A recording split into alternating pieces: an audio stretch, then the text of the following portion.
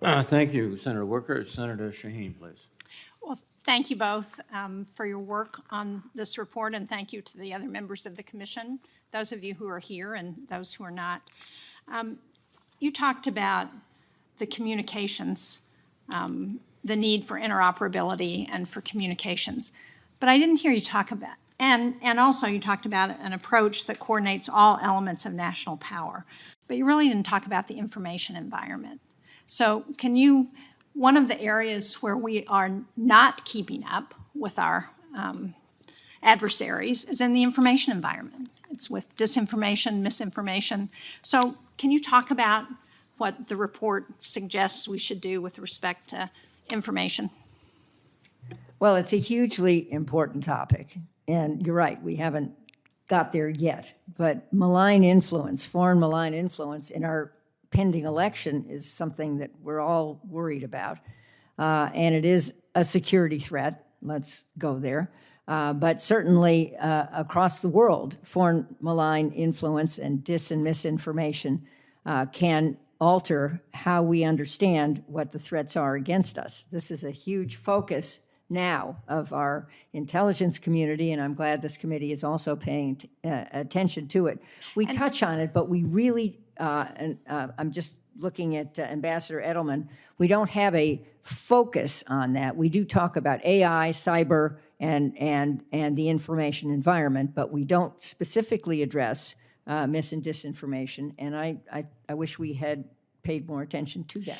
Let me just, I remember being in this room, I think, after the KLM airline was shot down over Ukraine, and General Breedlove, who was then CENTCOM commander, saying, as long as it takes us 2 years to identify the Russians as being the people responsible for what happens, we are losing the fight. And I think that's a problem now. I appreciate everything you're saying about legacy systems, but the reality is until we get that information domain into our discussions, we are not winning the fight. I agree. And we have to attribute where attacks are coming from in real time.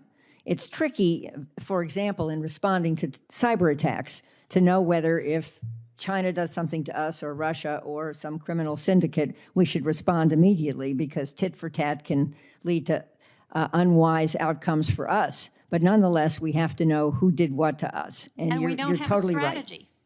Right. And we are not working. The Global Engagement Center at the State Department, which has that as its goal, is not integrated with what we're doing at DOD.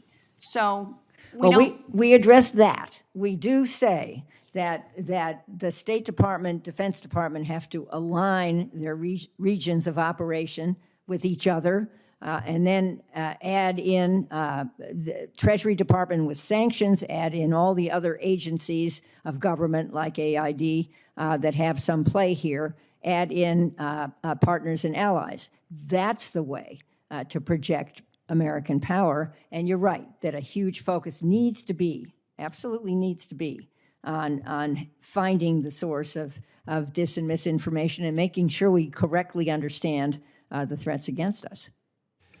Senator Shaheen, if I just might add to what Representative Harman said, part of our emphasis on all elements of national power is precisely to get at the issue you raise, which is that we have disestablished, a number of years ago, the U.S. Information Agency. We don't really have a dedicated capability.